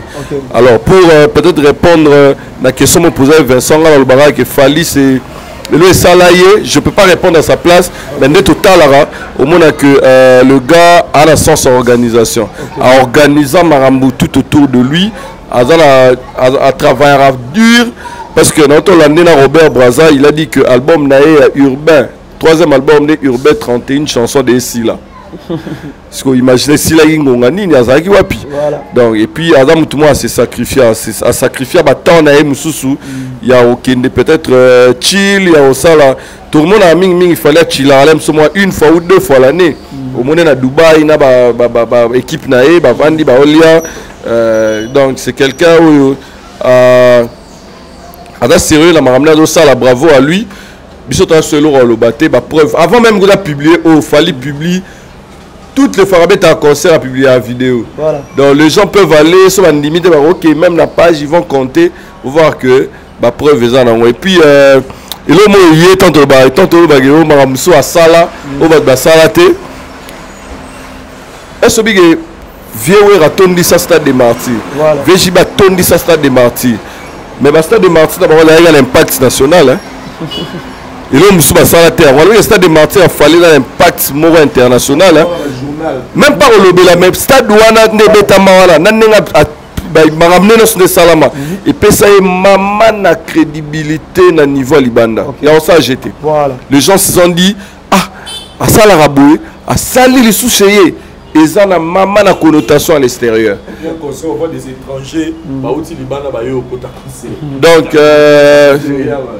c'est quelqu'un à beaucoup félicité et puis en passant Venabisomo écrivain célèbre à Brazzavillois Alain Mabankou a auto sala moi le mot na TikTok lobia batbag notal on a vu que batala qui il a parlé de deux grandes générations, il a même interdit polémique autour lobela dernièrement mais il a encore dit à l'autre que le talent seul ne suffit pas, il faut un sens et organisation si tu veux devenir comme l'autre. Mais Macho, déjà, c'est déjà avance gagné par ton concurrent parce qu'il est organisé, il fait tout dans ma bien.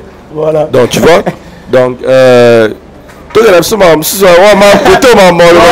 beaucoup. Entre parenthèses, le sexy par rapport à geste de sali. Dans mon publication, il y a ça, les sexy à lire mon kende. Tu risques de faire pour pas jouer moka. Voilà encourager. Voilà. On reconnaît la place qu'occupe Fally aujourd'hui, mais on désire que les autres aussi montent. On va avoir des célébrités. Tu as na Wizkid, na période mo Wizkid abimé à Peli, Davido à Peli. Mais moni Barnaba ya à Peli, mais pour tout le monde Remaye va changer, va donner. On se comprend. Musique il faut bongo. Il y a un autre celle que Wizkid a quitté, un autre celle que Davido a Davido, Wizkid a Wizkid. Barnaba ya Zouaka va contraire à Niama. A tout pointer fan de mon place mon concert moi tout loba. A tout bêta et de l'eau Remaye. On se comprend. Donc il faut péter le musique et la bombe. Il faut tout Luka. Il faut ne musicien. Oyoyo, bazoya, ba Luka batala la Fally na liste polémique. Mais batala na liste enseignement. On a répété bien. Batala ba ministère lelo. Batala Fally na liste ya polémique mais batala na liste enseignement. Liste polémique ngelo bani obimi lelo mosala kokoma adversaire à Fally. Okuya. Voilà. Mais so obimi na oyé lelo otala Fally le enseignement. Comment les gars a fait? Qu'est-ce qu'il a fait? Comment il a fait pour arriver jusqu'à ce niveau? Maintenant, qu'est-ce que je peux tirer de chez lui? On a peine à Brossala. Aux yeux bendo aller. Qu'est-ce qu'on focus sur na makamnayo? Au PC mon Congo libéla. Vous comprenez? Donc et là on est jeune Brossala le yangoana. Donc voilà un peu. Merci beaucoup. Je pense qu'il y a tout le déjà sur ma preuve Ezali. Courage à l'artiste Fally Ipupa 2023 au sala souplice et puis 27 on peut s'appeler artiste soupe basala un peu effort aussi il y a quoi avancer et puis il y a aussi l'exploit tout le monde rappelle à bilan bon to ya souka la tribunal pour nous féliciter et vous avez quelque chose de bien Vincent Louise dossier dynastie voilà. Je pense qu'il y a tout le lundi débat et salami question entre Ferrego Bill Clinton et puis c'est le yo. Nous avons fragilisé vraiment de ces dynasties. Il est mort Ferrego là. Dans sincère. Voilà. C'est lui-même qui est en train petit à petit à fragiliser le projet. Voilà. Par rapport à par rapport à l'organisation, à professionnalisme. Vous savez, et le retour, avant que ça, il faut avoir une base. Ce qui est la base des Alaki, solide. Voilà. Bill Clinton n'allait pas se réveiller un bon matin pour dire que je quitte la dynastie. Hein? Voilà. Parce que la clause des Alaki, il y a des gens qui Congolais tout ça, verbalement. Il y a des choses qui verbalement. Parce que ceux qui ont un contrat, Bill a signé un contrat Mogo. Que voilà. Qu'est-ce qu'on a dit? Il y a Mukanda. Parce que ça projet déjà pour bandi, pour avancer beaucoup au niveau, pour annoncer même déjà date de sortie. Après, dans un mois avant sortie, il y a projet, il y a déjà des gens qui commencent à se retirer. C'est déjà une mauvaise campagne marketing amenée déjà parce qu'on doit être sincère. L'album de Ferrego, la dynastie, où il y a un autre Bima avec des belles mélodies, des belles chansons, mais ça n'a pas frappé l'album à faire et Kiki JD frappa, la boîte noire ne frappa. C'est-à-dire c'est un album qui a connu beaucoup de combats. Tout le monde déjà là je vois Ferré est en train de faire des efforts pour que à remonter parce que deuxième l'album au Saranate. Mais bon sur les arrachations événements et ça va moi déjà. Maintenant moi là où je suis, je me dis que c'est maintenant Dynastie volume 2, Moutegoïa ou remonter Dynastie volume 1. Mais moi je dirais seulement l'affaire, il n'est pas encore trop tard, Bill est parti, mais ce qu'il peut faire en ce moment, et ça a close pour vivre à surprise autre. Que Moutalamine est dans la tongue parce qu'il a contenté dans les camous XY à bien l'homme. Alors que c'est un projet où on a le babiso tout au bano zélato, Bill n'a c'est le baboira. Maintenant au bout du projet limité, Bill a l'homme. Maintenant je me dis, n'a pas ça sur le rabot.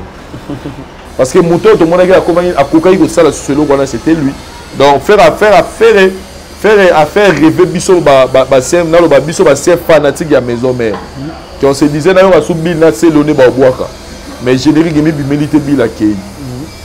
Vous comprenez donc là on sait la prise à souté go côté pe kuna babino ba tomboki côté kuna pe J d'état tomboki sous auto Serge Babel en tout cas aki na ba close. OK.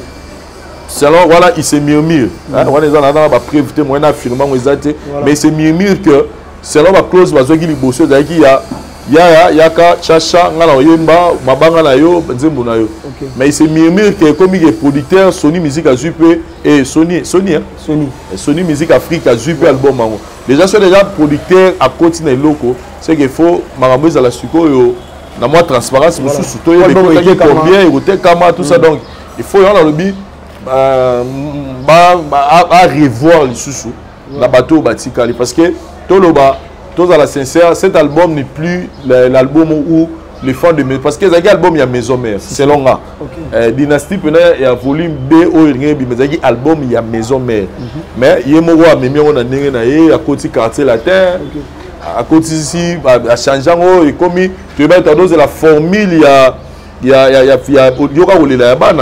na ma chantal ne formule to noze la bengani nga libanda mbula ji détaillé tout ce to noze la formule wana mais to moni ba o ba ezala na génération ba te ba koti makambo donc je me dis eza susu o to noze la te mais tu dis que ba oyemba bien ba obina bien et ozala bien mais pour que projet na eza sous fragilisé te moi je lui propose a tchango na ba clause voilà eza sur contrat eza sur papier ba solo là ba yokana et puis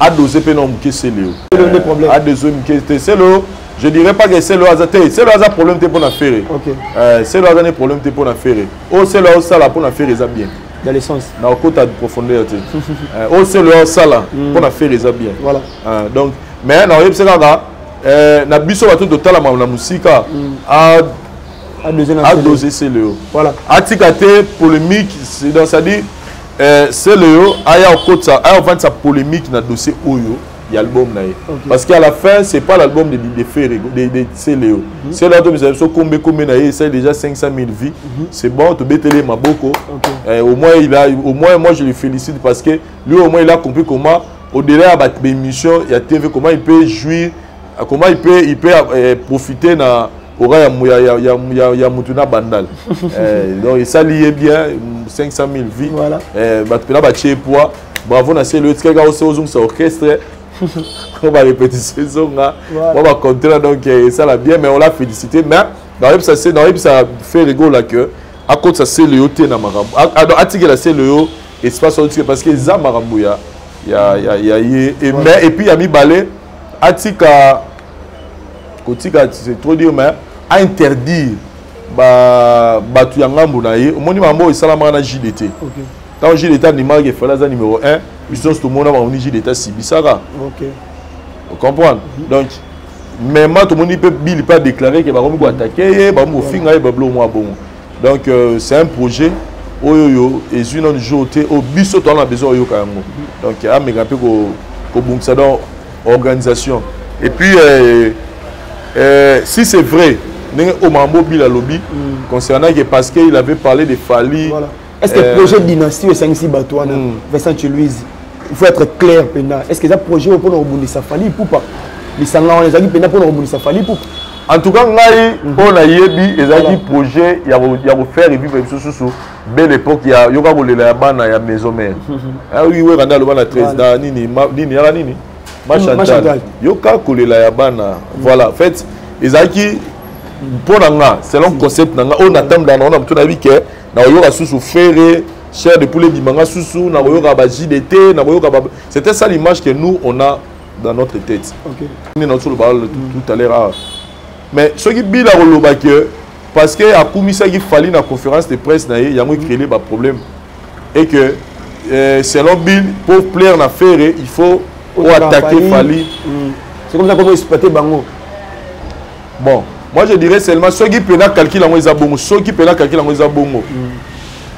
pourquoi vous bunda bituma mon boye oyo boyebi da résultat voilà comprendre moi je me dis aujourd'hui je donne on appelle ça conseil à bande de musiciens au moment polémique et ça la mara bien ce beau ça va réalisation numéro mais ce beau ça sous réalisation numéro T ndeko comme enseignement azasum dans polémique n'était je viens de parler pour ne pas revenir Fali est niveau où il a commis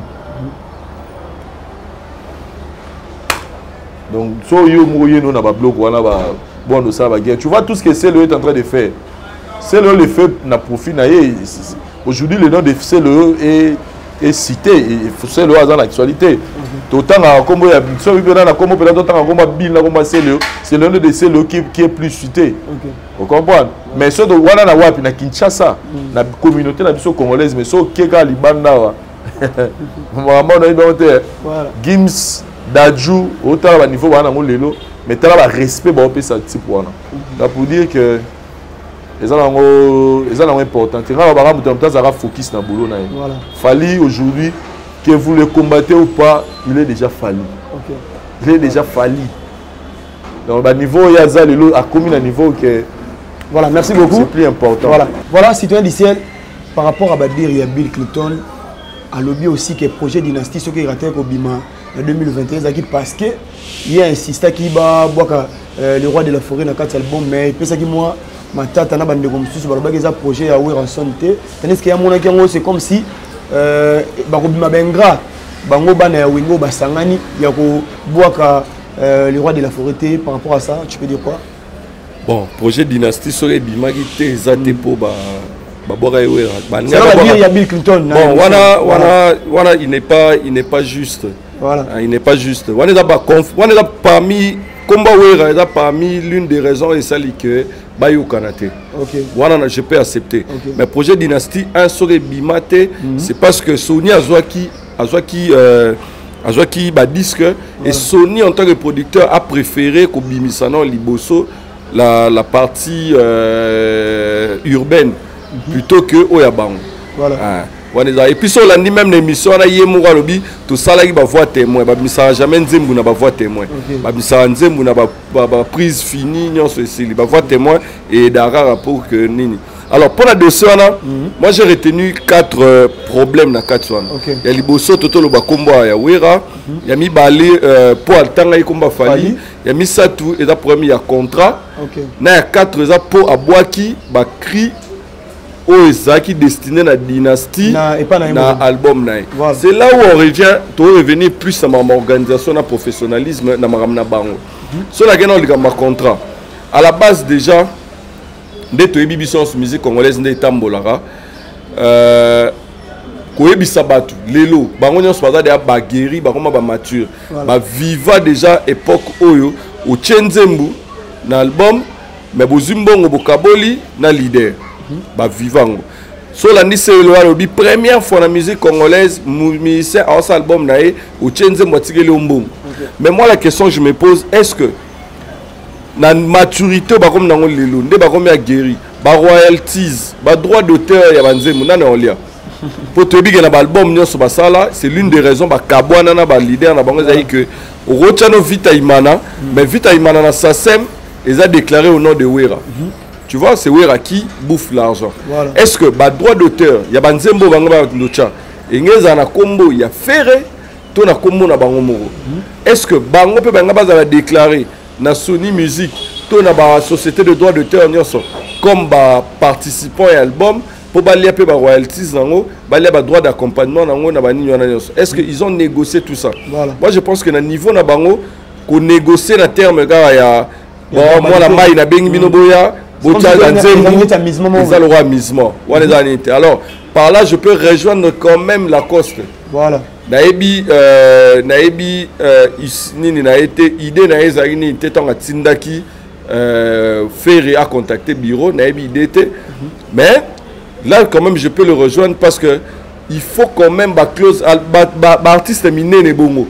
Artiste o déjà ba koli artiste o ba les capé na ba groupe o ba arnaka bango na bandengwana pour ça OK na ba na éviter soit récupérant mais ça OK na ba droit d'auteur au kuta Vita Imana victime d'amour ozui nzembo ya Célé ozui nzembo Bill ba ema maison mais là ba kombo na bango te là ba kombo ya Weranson est-ce que na niveau na bango ba ko accepter que ba ekara ba teki banzembu ba boaki ba bazumbongo sili et que faire à bénéficier na ba droit nyonso wana ti na nini.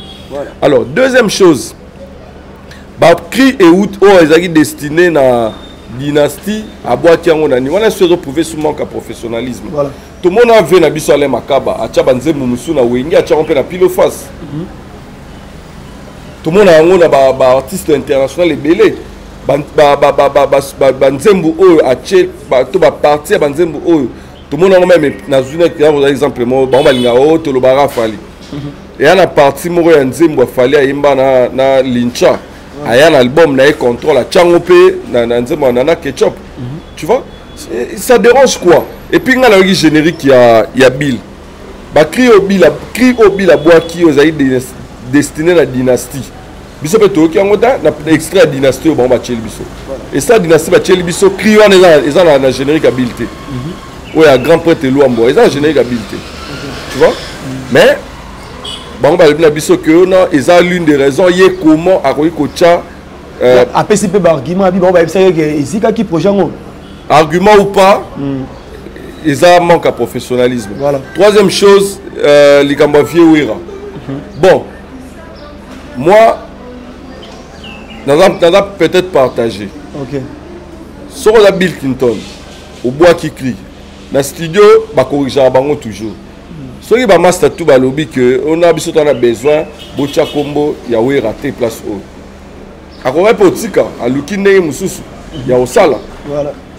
To se va discuter entre bango. Est-ce qu'il fallait bimarka kalibanda que baboya yo chakomba ya wera. On appelle au luki la kakol en quelque sorte. Problème parce que Kakol fait partie à projet voilà. Pourquoi Kakol a dit ça qui est raté que baboyagi au Tchakombo c'est très important voilà. Tu vois et puis autre chose sans s'y a cri à Bill Clinton sans s'y a cri sans s'y a projet à dynastie en tout cas le nom de Werason a cri wana les amis bienvenus à Tangi Bakombo ya Tangalo ba mwana ya liboso akoma les padres moi na limi balé akoma dangwe moi na mi satu akoma pa popi ya mi balé ya 4 aquaman babi ndombe se leo na tangi bango bana na baba ne taka zo bana liboso baza bana ne na suka bi bango biso nyonso toza bana ya yangiama tu vois le cri pe rose à la paix valable babora wera so ba mona que le cri place wana babora wera te il fallait normalement pe ba entente ba réunion. Mais en soi, tu es bien l'esprit à hypocrisie. Voilà. Na auto chango na chaîne na ngai na chai mamba maloba na bango mamba loba na sema compilation. Na yo mona na yo mena émission mo ya membre mo ka winga za qui est pas ya Papimbo ma pour ne pas citer son nom. Voilà. A lobi ke nenga mon basangani wana. Bango na bango balingala akuté. C'était hérité. Bon, voilà. Moi je voulais pas citer pour la côté. C'est une émission dans l'internet sans polémique. C'est clair et puis sotali ba émission misusu eleka ya bango na bango moko tu vas voir ba tirana ba finga na makamsu à un moment donné Ferena c'est le haut ça passait pas qui a oublié ça voilà à un moment donné ça passait voilà. Alors nous on était content de le voir se réunir pour une cause ya clan alors clan wana on va se réunir ils appellent mukolo nango tu vois. Pourquoi on se réunit au nom du clan Maison Mère et qu'au 12e peut-être mon colo clan. Voilà. Tu vois, Babenga qui était, oui. Mais quand même, citer son nom, je pense que ça ne pose pas un problème. Donc, à part non, Malard ou Bomi Bango, ça vérité entre Bango. Ça vérité. Posez-vous des questions. Pourquoi Mouloura JDT? Est-ce que JDT a roi Boyambo? JDT dans l'album Dynasty wana sora azwaki mutu to bidaki ya Jackie Banzembo Simba sora azwaki ata ngai ayembanga na luka ayembanga na tia ata 30 000 JDT nga boya mais pourquoi dès le début JDT boya ko Nzembo après sa raison na yo na ba promotion ba album Nzembo na Nzembo ni ya JDT actuellement to yoka exacté moi je pense que JDT soit boya ko Nzembo aboya na ekokwea na ndiba oke na Nzembo na lembongo be ba droit na ngonga na olia na ngango te ou soit na lisolo ba solo laki te comme même Nzembo même si ba souleva ki kaya ba droit d'auteur ya ba royalties ba yokanité alors pour ne pas tuer un bon projet que bisonance tozelai parce qu'après wake up projet munene o ego sangisa batu ezaki dynastie tu vois voilà. Alors pour ne pas tuer ce projet na amour à projet baboma qui va différent na bango même à Jan tout l'année émission à Jan bien que le a nani quand c'est le a parlé de Azari na mbongo à Jan mbongo nga ni Azari na parce que ils nous ont dit que caché zaté voilà mais tant que le big on a Azari na mbongo ya Jan mbongo na Azari mbongo ni Azari mbongo ni Adjan on teka nzembo n'est pas na yemo on teka on teka c'est le teka nzembo. Et ça tu vois ils n'ont pas été vrais entre eux. Bon on a effet wenge baza bongo. Wenge za que to solito solo la to solo. Et puis autre chose wenge za nango autre chose bana wenge baza nango. Songa na za Vincent Chiluiz. Monde na koma mingi na Vincent Chiluiz bo. Voilà.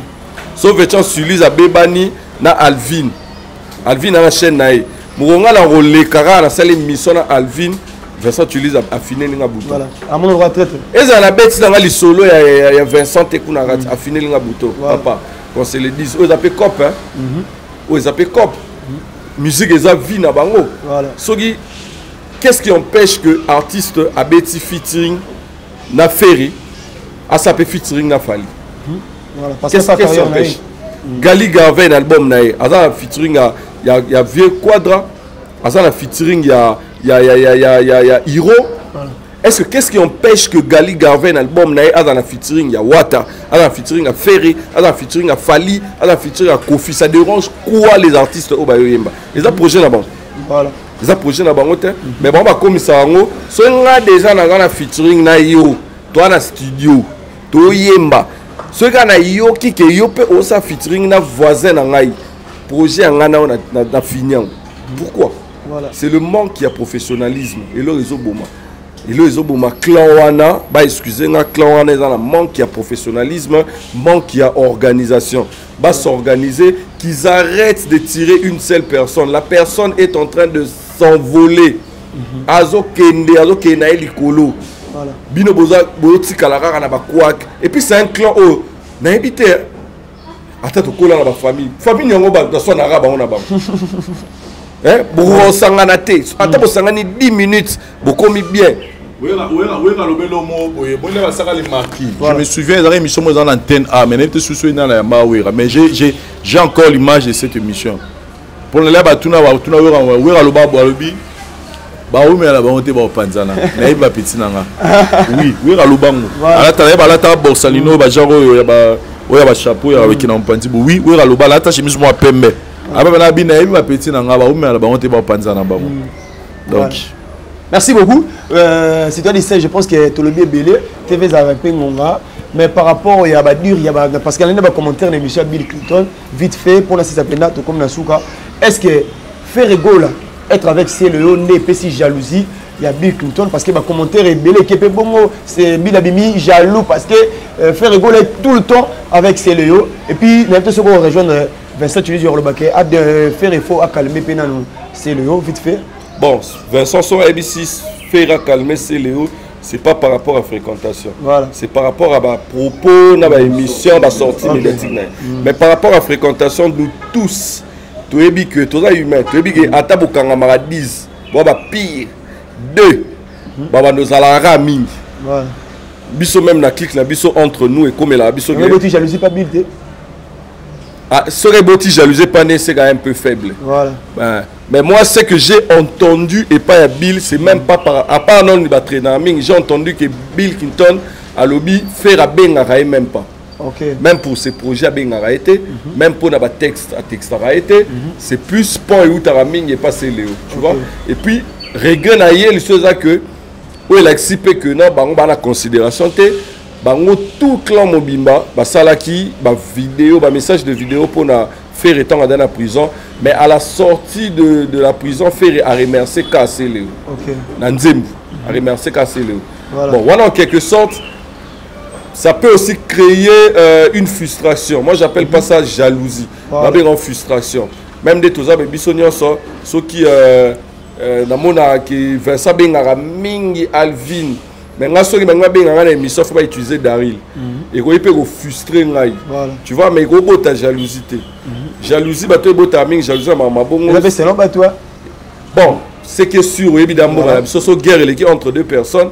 Jalousie. Okay. Mais seulement Ferré doit bien faire les choses. C'est Ferré n'a pas réuni les autres pour que Yé Azala leader et que Azala Moutouna Mouya bureau ou Abando Tinda Sala Marambu, toi Abando Luka Baninga comme c'est Léo. Non.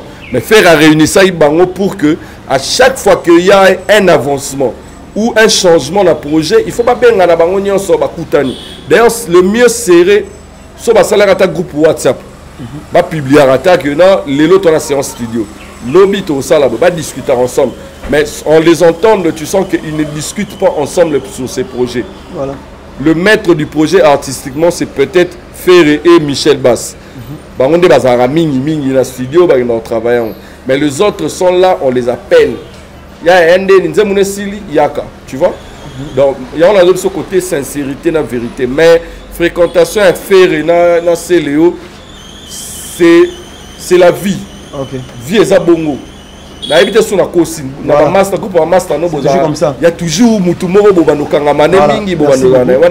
voilà, merci beaucoup. Je pense que c'est une dernière question parce qu'il a conclure directement. Je ne sais pas par rapport à Bafano de la dynastie, est-ce que guerre au Penda ils ont importé puis ils ont un avantage, il y a album où Batubazela qui et puis Batubazana pour ça Bayoka Bayoka l'ensemble, est-ce qu'ils ont un avantage à faire rigoler? Non, ils ont l'avantage à faire rigoler parce que Bodo si ça va tout élengelo quoi fait bima. Maintenant on ne sait plus, on s'est dit maintenant c'est que générique il y a dynastie comme on sait le homme toboa yemoro. Alors c'est le na générique et asus sikaté pour na biso. Et asus c'est vénématé parce qu'il y a tout le monde da kombe to bina. Mais couleur il y a c'est le bila bois qui tout monde fait régie d'été babino mais bon tout bina ça nous donne une autre image. Donc moi je le dis que tout ce qui se passe dans la dernière minute c'est ça fait il faut comprendre qu'il y a bitumba. Donc il faut la mouka comprendre que a permis on a dit pour vraiment interdire na nous ba so qui c'est le canate va le ba kombe na ya petit ba kamna yi atakane ndona banela atakara mais mambeta dynastie atika la sous le opportunité parce que dans tout ça fragilise maintenant le projet. On comprend donc c'est lui qui est le propriétaire à projet na yebini na osala. Alors atikate ba polémique on a télévision et ça ils ont contre marketing et logo. C'est des gars oguna les kabinga nze monanga les qui aye oguna bi aye wana et puis si biso posa to gato ba bino ba bige banze moto za katsa na ye leki. Jide ta lobi ke banze moto za katsa ye leki. Wana ne vrai polémique fait ba ça là. Mais comme le projet n'a limité puis d'ailleurs photo à l'exhibition que tout marambo eza tout ngana longwe langa. Donc et on a su l'idée la coste hôtel on a dit souni. Voilà. Et on a hérité Watanabe à hôtel on a dit souni. OK. Donc voilà un peu. Merci beaucoup, je pense que pour nous qu'on a lelo il y a Kolobeza qui vraiment est belé mais TV Zaga Ngonga Vincent Louise, je pense que tout aussi nous qu'on a lelo. N'habité dernier mot pour nous qu'on a lelo. Non, pour nous qu'on a lelo en tout cas la PCK va bonne année na ba bonne na biso et puis la bande de retour. Dalinga là le tribunal les ara tous à la haute opinion si tribunal les ara nous là au pays à tout vendre beto ça discussion na sujet moko chacun de nous donne son point de vue mais pour son point de vue il y a le baté que yo sont d'accord na point de vue na et tinda yo oyinanga to tinda yo finganga te c'est un débat comme tout autre débat si tu n'es pas d'accord on a YouTube à réserver espace mobimana na ba commenter pour montrer la montée otika ba argument na et ça on lui solo zarate go te reçoit na te finga te bundate donc si tu n'es pas d'accord avec mes points de vue si quand on a commenté le bas contredire nga bah des fois peut-être on va commenter souvent peut-être on contredire le mobile non il a raison on retourne réfléchir bien donc voilà un peu mais monter la bande autour bataille. Voilà merci c'est toi dit celle pour nous qu'on a lelo n'habiter dernier mot aux dernier mot bah s'abonner massivement à Citoyen du Sel Musique TV. Et ça, ça avance. Voilà. Bah, écoute, moi, ma vidéo, bah, analyse bien, tout ça là, sur ma musicien. Et puis, merci à Vincent Louise pour la confiance. Voilà. Et aussi un message aux Gaulois. Dynastie 2, les albums na bangote. Dynastie 2, les albums na biso. Il y a biso nyonso. Tout zelango, il y a biso na maison mère, biso na wenge, tout c'est la Dynastie 2. D'abord, c'est au Tchad. Polémique dans l'album wana ba yo bomango bango album na bango de Bimaki Dynastie 1 ba loyoka ba c'est la promotion ba tika biso na Dynastie na biso alors mbote na bandos ba otala biso mbote na babonné sur la voix du peuple mbote na Daril mbote na Opé Alvin meilleurs vœux à tout le monde. Voilà, merci Citoyen du Sel pour la disponibilité. Pourquoi pas na Vincent Louise surtout pour la confiance. Merci pour mon connaleo. Je pense que tout comme na souka ba commentaire na binoni na lobaka commentaire ezarango livre vraiment mais information za rapenda sacré commenter on a payé ça ba idée et vous allez tellement kitoko merci à tout ba soutenir biso na moni bongo Cédric Olenga na moni Christian Moukou maison d'habillement juste na Kalembele mais on a maison d'habillement Christian Moukou, pourquoi pas papa Eric Moukou sur ma solo maison Ephraim, mais insister à maison Ephraim, maison était la qualité, bah matériel à kilo, bah drap bien. Dans mon avis déjà bah tu peux ça mérite pas Moïse Mbié prix on est salarié tellement de félicitations papa Eric Moukou bon séjour à Paris. Aya Ouli Mouché est véritable et le seul code mondial. Restez branchés sur la voix du peuple. On se retrouve juste prochainement. Merci.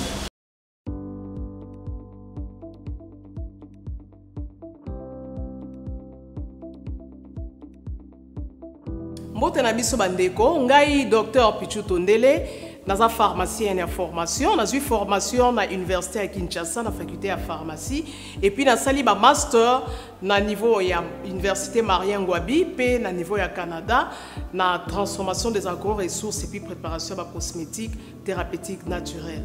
Dans le œuvre dans le laboratoire CRMTA ou ezali laboratoire médecine spécialisé dans la production ya ba phytomédicaments, c'est-à-dire ba kisi ya partie ya banzete na biso ya Congo. Ba kisi nyonso o bozomona awa na CRMTA et subir ba essai toxicologique et puis ba essai clinique ou ezo ça la différence na biso na ba tradi parce que et subir quand même moi ba étude et belé et puis ba kisi o eza na CRMTA ezali homologué na ministère de la santé, c'est-à-dire ils ont la autorisation il a mis sur le marché na niveau ya mboka et puis libanda ya mboka ba kisi oyo tozo produire na CRMTA et puis ko komama na n'importe quel médecin partout à travers le monde. Dans le laboratoire CRMTA, nous avons deux branches, branche cosmétique et puis branche médicaments. Dans la branche cosmétique, nous avons dulci au collagène, pour ça il y a un sérum, un savon, pour le traitement il y a un tampon, un ndouta, un ride, une poche et puis un cerne. Nous avons dulci réparateur, pour ça il y a un sérum, un savon, ou CP gel douche, pour le traitement il y a un bouton et puis pour réparer le poissonayo. Nous avons dit 6 cheveux, pour ça les lango, huile nango, na shampoing nango, pour le traitement des cheveux abîmés, des cheveux haut et baby, des cheveux colorés, ils allaient ko botti sa sukinoki et puis ils allaient ko retarder repousse ya ba cheveux blancs. Tous appels na parfum na biso o to sali à base ya banzete na biso ya Congo. Spécificité nango ils allaient ko kitisa yo stress na kati ya nzoto. Na branche médicaments tous allons na méamycine, sirop comprimé, ou ils allons kiss na biso ya ba mib, ba levure, ils ont anti-poison, ils allons traiter ba problème nyonso. Il y a les boumou, tous allons na kiss na biso diazostimule, ou ils allons traiter ba différentes formes d'impuissance sexuelle, tout en éjaculation précoce, dysfonctionnement érectile, manque de libido, azospermie. Tous allons na kiss na biso zingenalis, suppo na comprimé.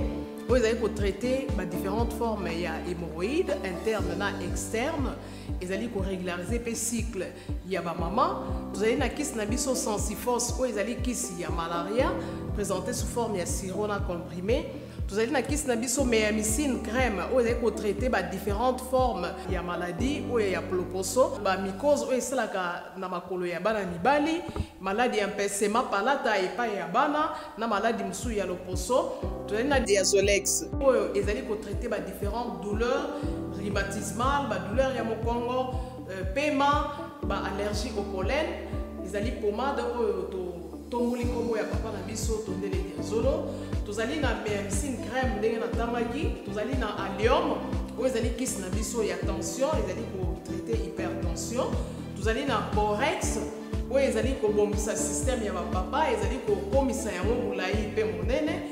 Tous allez na menga kiss na biso ya makila, où ils allez ko zongisa makila na bato où bazana problème ya anémie, quel que soit sorte type ya anémie. Et puis tous allez na tisane docteur Maxon, où ils allaient tisane na biso, ils allaient traiter ba myome, ba fibrome, ba kyste ovarien et puis basi où bazana problème ya kubota. Tous allez peine na diabétine, où ils allaient kyste na biso ya diabète et puis tous allez na anti-poison na biso, où ils allaient neutraliser poison na kati ya makila.